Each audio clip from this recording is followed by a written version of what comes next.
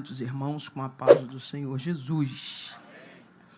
Evangelho de Jesus, conforme escreveu Lucas, capítulo de número 15.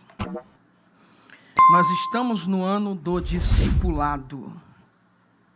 Hoje é culto de Santa Ceia e não existe discipulado sem salvação, não é verdade, irmãos?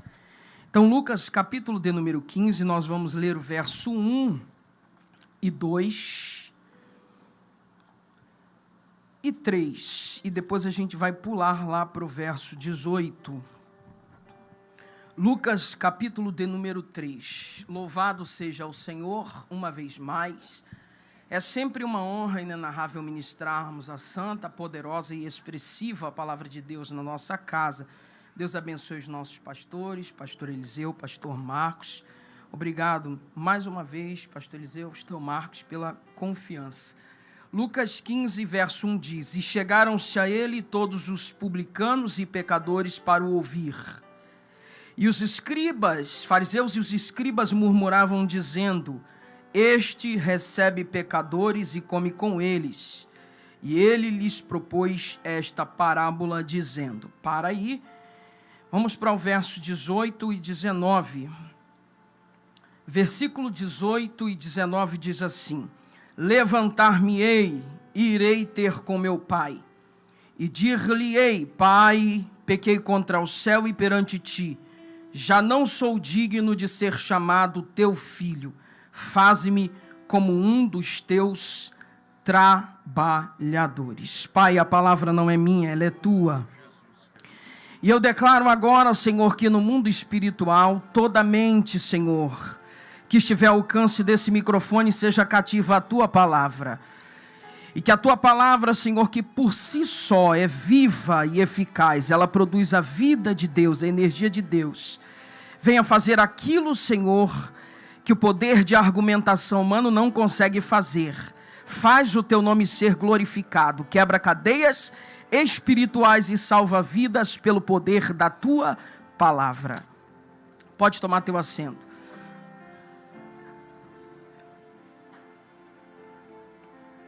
O capítulo de Lucas 15 começa com uma crítica a Jesus. Se puder me dar retorno aí, Vaso. Acabei de dar 2 horas e pouca de aula, agora a voz está muito cansada. Se puder me dar retorno aí, eu me ouvir melhor aqui. Vou orar em casa para Deus te dar uma pedrinha na coroa, viu? Lucas 15 começa com uma crítica ao Senhor Jesus. Mas antes começa com uma afirmação dizendo que se chegavam a Jesus todos os publicanos e pecadores. Vocês vão perceber que na cultura judaica, pelo menos dentro da narrativa dos evangelhos, a expressão publicanos, ela é indissociável da palavra pecadores. Por que isso? Quem eram os publicanos? Publicano, na verdade, de uma forma mais resumida, eram os funcionários públicos da época. Daí vem a expressão publicanos, de funcionário público. Com a diferença que hoje, por exemplo, no Brasil, um funcionário público trabalha para o Brasil, e naquela época não. Ele está dentro de Jerusalém, mas ele não trabalha para os judeus, ele trabalha para os romanos, arrancando impostos dos judeus e enriquecendo os cofres públicos romanos. Partindo desta premissa, todo publicano dentro da cultura judaica era odiado pelos judeus. Os judeus não suportavam a figura do publicano. É por isso que a expressão publicano na narrativa dos evangelhos está indissociável da ideia de pecadores, porque para eles, pecador e publicano está na mesma linha de raciocínio. E o texto está dizendo que se aproximava de Jesus os pecadores e publicanos para ouvir, o que já dá a entender que Jesus é uma figura completamente acessível. A informação que o texto nos revela é que os escribas e fariseus murmuravam dizendo: Este Jesus se assenta para comer com pecadores e publicanos. E quando a gente fala de se assentar para comer dentro da cultura judaica com alguém, significa de alguém que se assenta à mesma mesa, é alguém que comunga da mesma ideia, da mesma filosofia de vida. Aqui no Brasil a gente tem uma frase que diz: quem se assenta com porco, farelo come. Me digas com quem tu andas e... Na cultura judaica, o fato de você se assentar para comer numa mesma mesa com alguém é mais ou menos essa a ideia.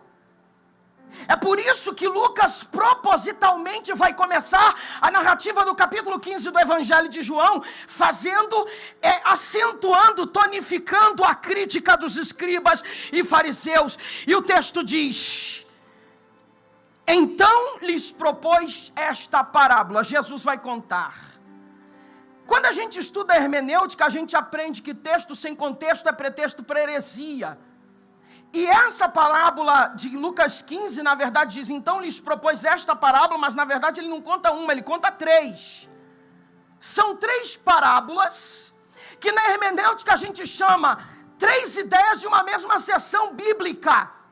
São 3 histórias amarrando uma mesma ideia. Algo que se perdeu, algo que foi achado e alegria por aquilo que foi achado. A primeira parábola que Jesus vai contar é a parábola da ovelha perdida. A ovelha se perde.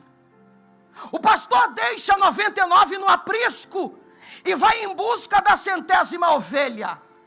E é dentro desta parábola que ele diz: há mais alegria no céu por um pecador que se arrepende do que por 99 justos que não necessitam de arrependimento. Porque na cultura do céu há sempre uma festa, uma alegria quando alguém se arrepende. É por isso que a ideia de ano do discipulado, ela é importante, porque não existe igreja sem discipulado. A maior característica de um líder é desenvolver líderes. É reproduzir a mentalidade, é reproduzir a ideia. Ovelha não tem como gerar bode. Percebe? Então, se você é um crente em Jesus Cristo, aprendeu o Evangelho, aprendeu a parábola, você tem que, e é ovelha, tem que reproduzir outras ovelhas. Ovelha gera ovelha. Quando o pastor percebe que tinha 99, estava faltando uma, ele deixa as 99, segura no aprisco. E quando a gente fala de aprisco aqui, a gente precisa entender que na cultura judaica existiam 2 tipos de aprisco. Existia o aprisco local e existia o aprisco improvisado. O aprisco local geralmente ficava dentro de uma propriedade privada, uma fazenda, e tinha muros, e geralmente tinha um porteiro cuidando dela. Ralph Gover fala isso na sua obra Usos e Costumes do Antigo Testamento, nos tempos bíblicos, perdão. E existia também uma espécie de aprisco improvisado, como a ovelha. Ela é um animal que come bastante, que pasta bastante. Às vezes o pasto da fazenda não é suficiente para alimentar a ovelha. Então o que o pastor faz? Ele tem que alimentar elas com o pasto da ovelha, mas quando o pasto da ovelha, da fazenda, quando esse pasto não é suficiente, ele precisa sair, ir para outras terras, para levar a ovelha para pastar.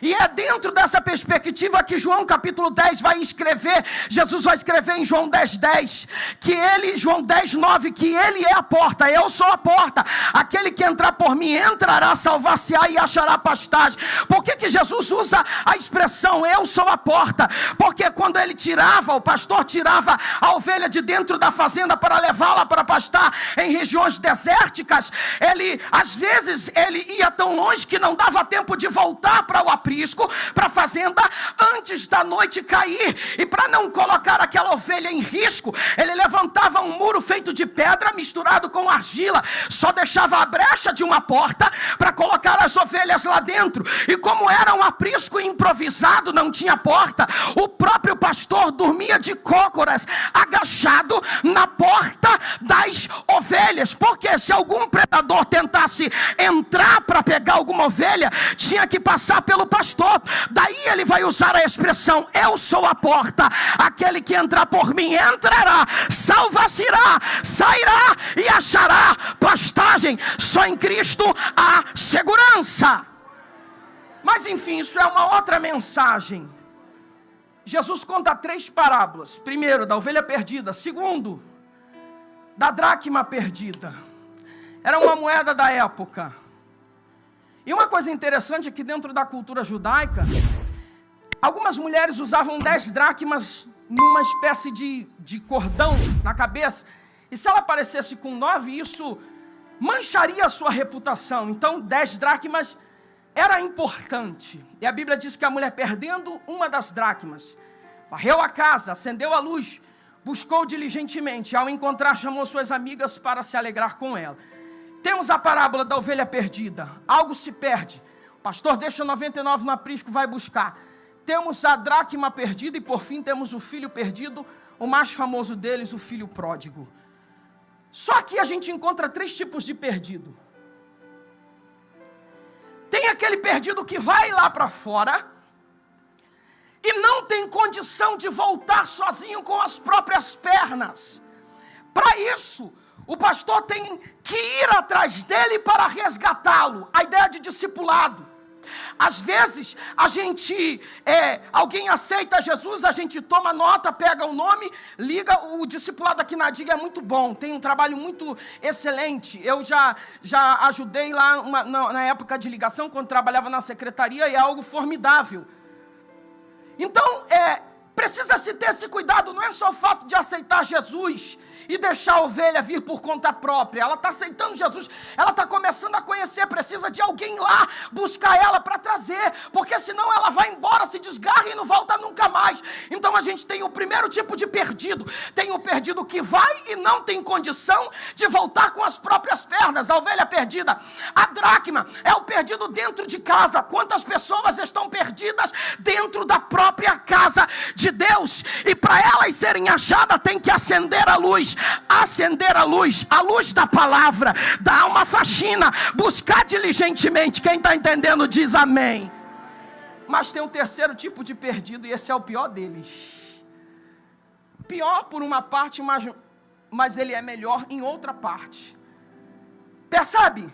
Quem é o filho pródigo? E nesse Jesus vai caprichar na história.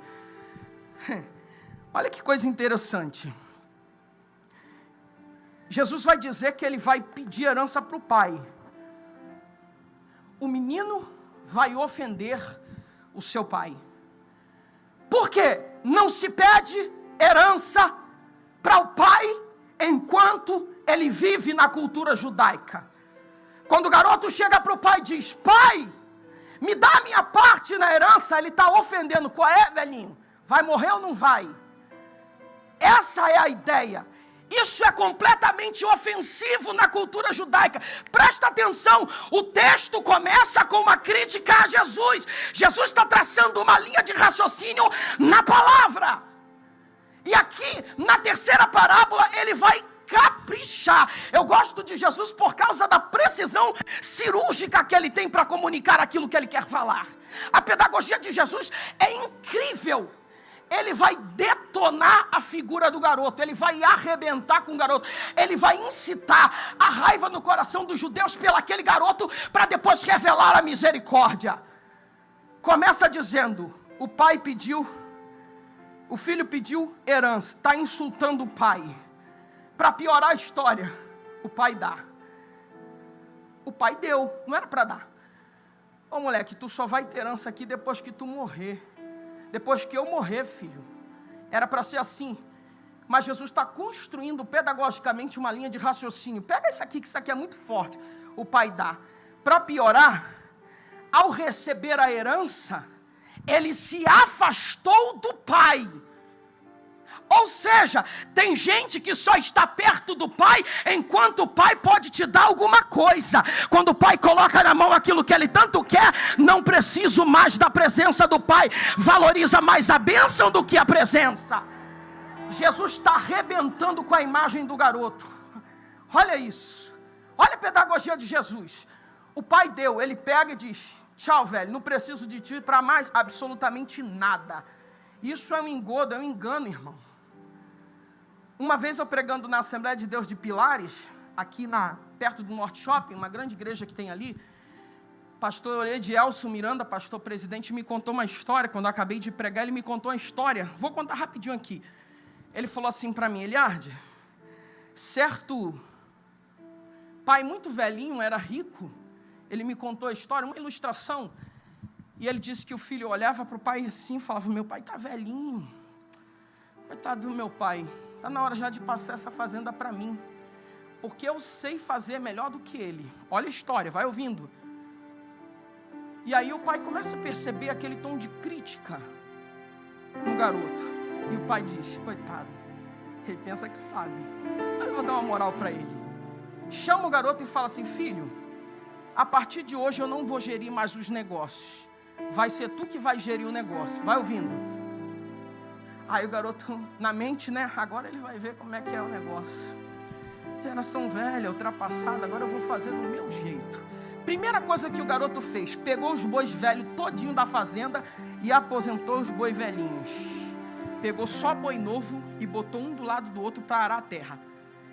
Você sabe que se ara a terra, pega 2 bois, coloca uma canga por cima, né, que a gente chama de jugo, e aquele pedaço de pau vai no meio, arando a terra. Só pastor Marco, ele pega 2 bois jovens e bota. E quando ele pega os 2 bois jovens, ele contando a história, que o boi não saía do lugar. Por quê? 2 garotos novos, um puxava para um lado, outro puxava para o outro. Competitividade. Percebe? E o trabalho não era feito, e o velhinho está de longe olhando e rindo. E passa 1 mês e a terra não produz. Por quê? O método estava errado. Vai ouvindo. Aí o pai não fala nada, está vendo a besteira do garoto, trabalhando. E um dia, com 1 mês de trabalho, o filho disse: pai, eu não estou mais aguentando, não sei como é que o senhor conseguiu trabalhar nessa terra durante tantos anos e deu certo. Eu achei que a minha estratégia fosse boa. O filho falou: calma. O pai falou: calma, filho, não é assim que as coisas funcionam. Sua ideia de todo não é ruim, não, mas vou te dar um toque. Você aceita um toque? Aceita um conselho? Ele disse: pai, como eu não vou aceitar? Tantos anos de experiência. Ele disse: sua ideia foi boa quando pegou 2 bois jovens e colocou para trabalhar. É bom, o jovem tem força. Só que está aquela briga de ego ali, qual é o boi mais forte que o outro. Faz o seguinte: pega um boi velho e um boi novo e coloca o boi velho junto do boi novo. Mas pai, para que isso? O boi velho tem a experiência e o boi novo tem a força. O boi velho tem a direção e o boi jovem tem a força que o boi velho não tem. Nunca desperdice nem despreze quem chegou antes de você. É o que o garoto da parábola fez. Preciso do papai. Pega a grana, pega a herança e cai fora. Vai embora. Valorizou muito mais os bens do que a presença do pai. Jesus está arrebentando com a imagem do garoto, propositalmente para incitar no coração dos judeus a ira pelo garoto. Aí, para piorar, a Bíblia diz que ele desperdiçou a sua herança. Queridos, herança na cultura judaica é legado. Herança não se vende, não se gasta, não negocia. Está lembrado da vinha de Nabote? Acabe diz: ei Nabote, eu quero comprar a tua vinha, a minha vinha eu não vendo, porque herança e herança é legado, não vendo. Deus entregou o legado para alguém aqui, não para você desperdiçar. Herança é algo que é passado de pai para filho. Cuidado com o tipo de legado que você tem deixado escapar das tuas mãos. Desperdiçou. Para piorar a situação ainda mais, Jesus está quebrando o garoto. Tudo por causa da crítica lá do começo. Para piorar mais a situação, Jesus disse que ele vai viver uma vida dissoluta. Vai desperdiçar, dilapidar toda a sua herança, vivendo de forma imoral. Os judeus são moralistas, irmãos. Judeus são pessoas altamente moralistas. Percebe? E ele vai gastar de uma forma imoral. Perde tudo, vivendo de uma vida dissoluta. Judeus primam pela moralidade. Para quebrar com tudo, Jesus vai dizer que quando ele fica pobre, ele agora vai arrumar um emprego. E com o quê? Cuidando de porcos. Tem coisa mais podre e imunda para um judeu do que trabalhar com porco? Porco é animal impuro na cultura judaica. Jesus está arrebentando com o moleque. Entende isso? Para piorar, ele deseja comer comida de porco. Pronto, Jesus jogou o menino na lama. Propositalmente. Olha a linha de raciocínio, olha que pedagogia. Aí Jesus diz, esse é o terceiro tipo de pecador. O primeiro é o que vai e não tem condição de voltar. O segundo é o perdido dentro de casa. Alguém tem que jogar uma luz, fazer uma faxinazinha, dar uma arrumada na casa para resgatar.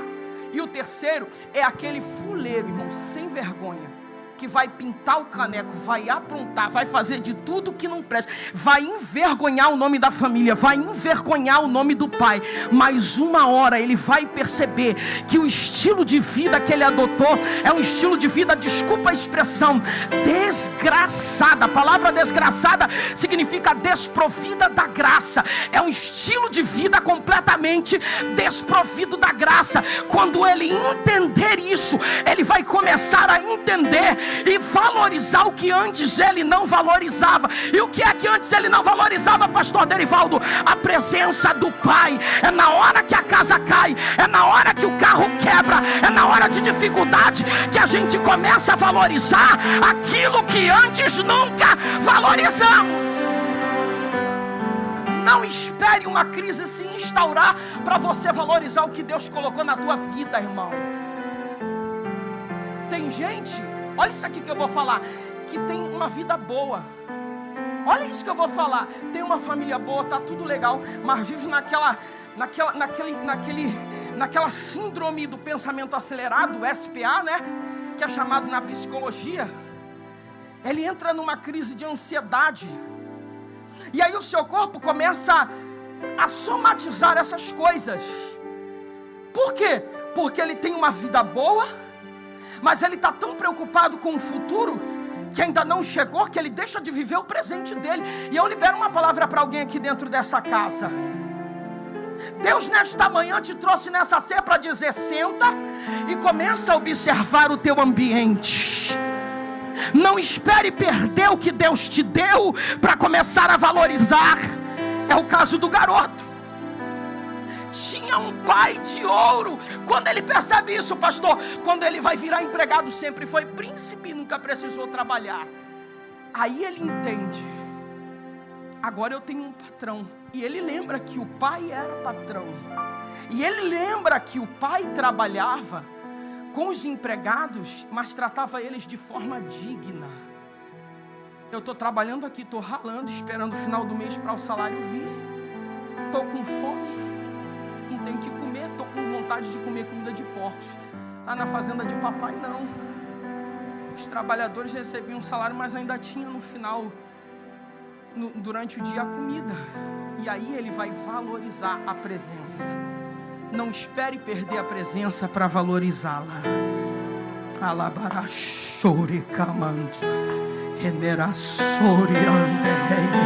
Tem gente que está igual Sansão. Tem gente que está igual Sansão, está na presença, mas não valoriza a presença. Está flertando com o que não deveria flertar. Não flerte com o pecado. Essa palavra vai também para alguém na internet. Deus te fez cair nesse canal, não foi de paraquedas. Deus te atraiu para cá para dizer: não flerte com o pecado, valorize a presença enquanto se pode achar. Buscai ao Senhor enquanto se pode achar. Mas graças a Deus que na parábola ainda tem graça e misericórdia. Ele caiu em si e volta. O ano é do discipulado, não é verdade? Ele volta. E é interessante que a Bíblia diz que quando ele volta, o pai o avistou de longe. Não é verdade? Eu paro para pensar, gente. Deixa eu ver o texto aqui, o versículo.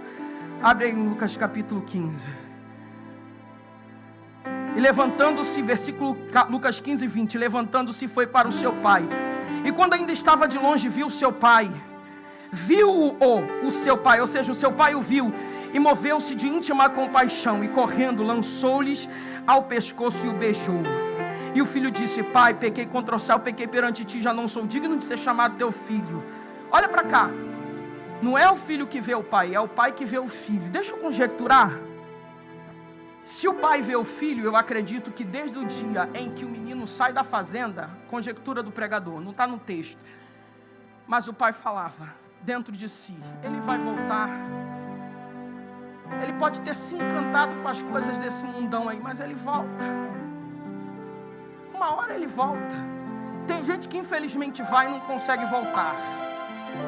Eu lembro que em 1999, na comunidade da Praia da Rosa, Deus me deu uma palavra para um garoto. Eu não vou falar o nome aqui por questão de ética, porque o testemunho não é legal. Traficante. Mas não era ninguém grande conhecido, era um olheiro. E eu fui evangelizar ele, e preguei o evangelho para ele. Era um domingo à noite. E era por volta de 7 horas da noite, o culto estava começando, e eu fui lá falar com esse garoto. E ele falou assim: rapaz, olha, eu estou de plantão hoje, eu estou trabalhando lá na Boca, e eu não posso sair daqui, mas eu te prometo que domingo que vem, eu vou para a igreja, e vou, ele chorando, ele falou isso para mim chorando, eu vou para a igreja e vou aceitar Jesus. Ele falou isso para mim chorando. E aí eu fiquei feliz com aquilo, eu falei, glória a Deus, não vai hoje, mas vai domingo que vem. Aí Deus falou assim, ele não tem domingo que vem. Eu disse, Senhor, cara armado. Deus disse, não tem domingo que vem para ele. E eu no meu espírito, como assim, Senhor? Deus disse, fala para ele que essa é a última oportunidade. Ou ele se converte, ou vai morrer. Ou não verá o dia amanhecer. Como é que tu fala isso para um cara armado, irmão? Tu vai morrer. É capaz de eu morrer primeiro, né? E eu falei, meu Deus. Deus falou para mim, se tu não falares, o sangue dele eu vou requerer de ti. Fala. E aquele conflito interno, o Espírito de Deus, fala. E eu falei para ele, cara, eu tenho um negócio para te falar, eu estou meio preocupado. Ele, por quê? Porque tu tá armado. E ele falou, fala aí, irmão. E chorando, eu falei, não tem domingo que vem. Hã? Não tem. Deus está dizendo, é hoje. Se tu não aceitar Jesus hoje, não vai ter outra chance. Não falei para ele que seria naquela noite.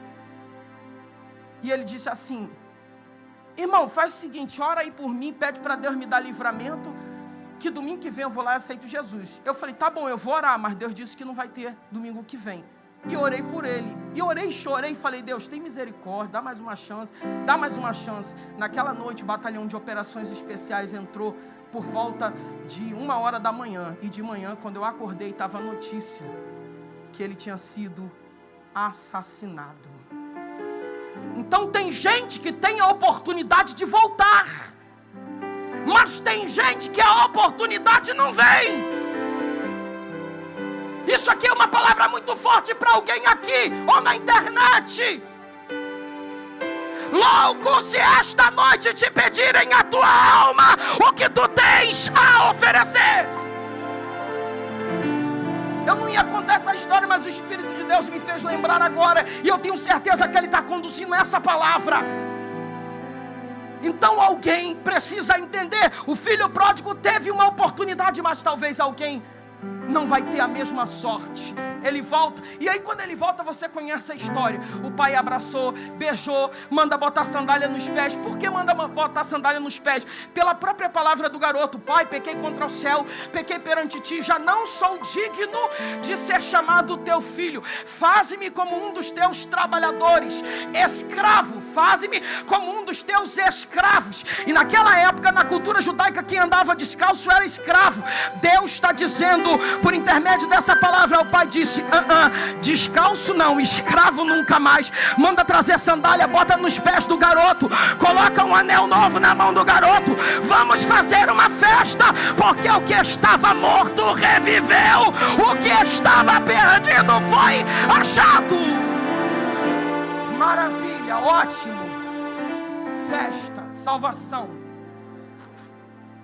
Aí vem a segunda parte, é o ano do discipulado. Gente, observa que o filho mais velho, Jesus está criticando a elite religiosa dos judeus, os fariseus, porque eles começaram criticando. Jesus recebe pecadores e come com eles.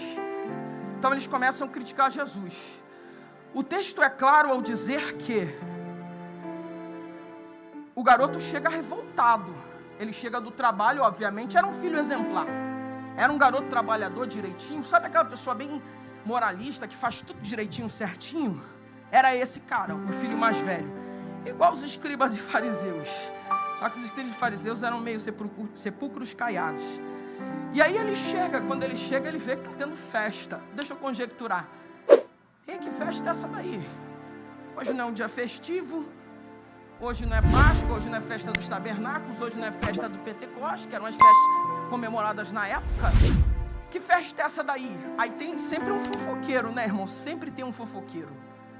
E o fofoqueiro, ele vem com uma tônica de maldade. Aquele teu irmão, sabe, o perdidão lá? O que gastou o dinheiro com as meretrizes, vivendo uma vida dissoluta.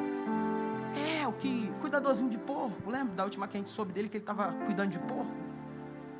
Aquele vacilão que quando o pai deu a herança, ele caiu fora.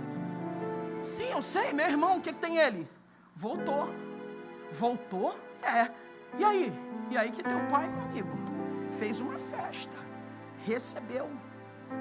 Tá falando sério? Tô. Essa festa que está aí dentro é dele? E com raiva. Com raiva. Porque, irmão, a nossa justiça é normal ela gritar. Pô, estou fazendo tudo certinho. Não tenho a moral que esse moleque tem, tá? É normal esse senso de justiça. Só que enquanto a nossa justiça é baseada nos méritos humanos, a justiça dele é baseada na graça e na misericórdia. O pai vem para fora e tenta atrair ele para dentro da festa e diz, não vou, não entro. Por quê? Olha a expressão dele. Eu te sirvo há tantos anos. Senso de justiça própria.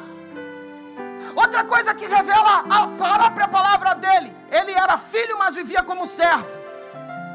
Ele diz, te sirvo há tantos anos. Ele diz, nunca me destes um cabrito. Ele era dono do resto da herança, mas estava brigando por causa de um cabrito. Deus está dizendo, ele vai trazer almas para cá para dentro, irmão. Não seja o irmão mais velho. Entende? Deus está querendo criar uma mentalidade nossa de discipulado. Porque é fácil, pastor Marcos, a gente pegar um cachaceiro, um feiticeiro, enfim, uma série de pessoas toda torta aqui, cuidar e trabalhar. É fácil, aí Jesus transforma, muda a vida, a gente fica feliz e se alegra. Agora, quando a gente vê um irmão nosso em Cristo, que vai lá para fora, pinta o sete, faz tudo, envergonha o evangelho, envergonha a igreja, faz uma série de coisas erradas, isso é muito mais difícil de nós admitirmos. E eu estou falando por mim mesmo, é normal.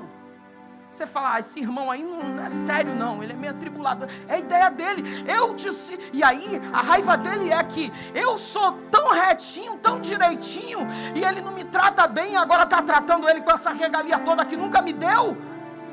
É o senso de justiça dos escribas e fariseus gritando. Jesus era a figura mais popular da Palestina na sua época. E ele não vivia tratando escriba e fariseu na maciota, mas pecador e publicano ele tratava com misericórdia. É igual o irmão que tem 300 anos de Assembleia de Deus, tipo eu assim. E aí quando chega um novo convertido, se converte, o pastor, é normal dar aquela atenção especial. Por quê? Porque está tirando o carrapicho, está cuidando, está fazendo. E aí, às vezes, o crente mais velho começa a ficar de bico. E lá, está dando muita moral para ele. Eu sou veterano das Assembleias de Deus. Não está me dando moral, irmão. Quem tem que te dar moral é Jesus. Para de ser bobo. Para de brigar por besteira. É ano do discipulado.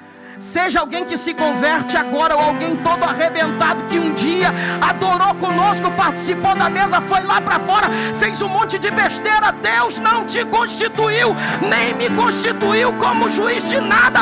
Deus está dizendo, vamos discipular, vamos atrair para a presença novamente e cuidar dele. Essa é a tônica do Evangelho, essa é a tônica do capítulo 15 do Evangelho de Lucas. A crítica ele se assenta com gente que não presta. Só que diferente da gente, é que se a gente se assentar com gente que não presta, a gente acaba absorvendo aquela cultura que não presta. Mas Jesus não, ele não se assenta para se contaminar, ele se assenta para transformar. Oh, aleluia, isso que é diferencial em Jesus. Porque é impossível se encontrar com Ele e não ser transformado, alabarashuremanaia, pela presença dEle, alabashuriantaraia. Misericórdia quero e não sacrifícios. Deus está dizendo 2023, e eu estou sendo profeta nesta manhã. Deus vai trazer uma geração de pessoas que já sentiram vontade de voltar há muito tempo, mas não voltaram, porque sabe que aqui dentro ainda tem gente com senso de justiça gritando alto. Deus está dizendo: despoja dessa justiça própria e começa a viver a justiça do reino. Isso aqui não é criticar você não, irmão, porque eu também sou assim. Eu me lembro que quando eu trabalhava com os adolescentes, todo domingo vinha um adolescente para mim, sempre confessar o mesmo pecado. Pô, líder, vacilei. E eu já sabia, porque ele tinha me contado umas 300 vezes. Eu falei: aquilo, vem cá, filho, vou orar por você. E orava: Deus, dá graça, misericórdia, ajuda. Teve um dia que eu perdi a paciência, irmão. Eu falei: gente, todo dia esse garoto vem falar a mesma coisa. Hoje eu cheguei na escola dominical para dar aula. Eu falei: se ele vier falar, hoje eu vou falar. Garoto, está na hora de tomar vergonha na cara. E o Espírito de Deus disse para mim: não fala nada, só ora e ministra a bênção para a vida dele. Eu falei: por que Deus? Deus disse: porque enquanto ele sentir vergonha pelo que faz e vier confessar, tem uma porta aberta para o meu Espírito atuar na vida dele. O que encobre as suas transgressões nunca prosperará, mas o que as confessa e deixa alcançará misericórdia. E Deus quer te levantar como instrumento de misericórdia nessa última hora. Então, pregador, você está dizendo que a gente pode aceitar tudo? Claro que não. A gente vai continuar pregando que a porta do reino é aberta a todos, mas para estar dentro tem que ter um padrão. Só que a gente não vai colocar ninguém para fora. Deixa ele vir, está quebrado, está arrebentado, deixa ele aqui dentro, porque se o Espírito Santo não pegar ele, de jeito ninguém mais pega. Se o Espírito não transformar, ninguém transforma. Se o Espírito não regenerar, eu não sou capaz de regenerar. A obra é Ele quem faz tudo, é Ele quem faz. Fica de pé nesta manhã, adorando e bendizendo ao Eterno.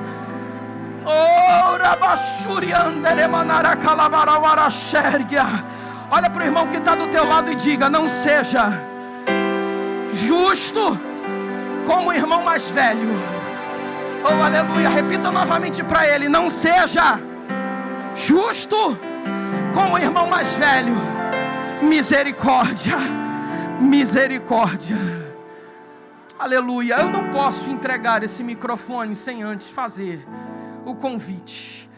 Tem alguém aqui que, se apropriando já dessa palavra, sente vontade de entregar sua vida ao Senhor Jesus ou voltar para a presença do Senhor? Se tiver, vem correndo. E se tu tiver aí do lado e reconhecer alguém que está precisando entregar, fala para ele: irmão, eu não sou irmão mais velho não, quer que eu te acompanhe? Eu vou lá até a frente contigo, hoje é noite de voltar. O que estava morto reviveu, o que estava perdido foi achado. Ainda dá a oportunidade de você sair do teu lugar e vir. Tem misericórdia para a tua vida. Esta manhã é manhã de misericórdia. Vem, sai do teu lugar e vem. Oh, aleluia, está vindo uma vida para Jesus. Dá para aplaudir mais forte a Jesus?